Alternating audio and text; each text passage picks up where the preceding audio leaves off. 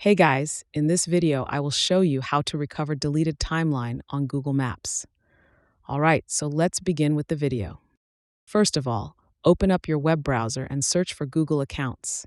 After that, click on the first link and you will be on the official page of Google Accounts. Now sign into your account and you will be on this page. Here, click on Data and Privacy at the right side of your screen. On this page, simply scroll down until you see the Apps and Services section. Click on it and you will be taken to a new page. Here, click on Download Your Data and all of the Google services and apps will be displayed on your screen. This won't recover real-time deleted data, but it will give you access to past data downloads.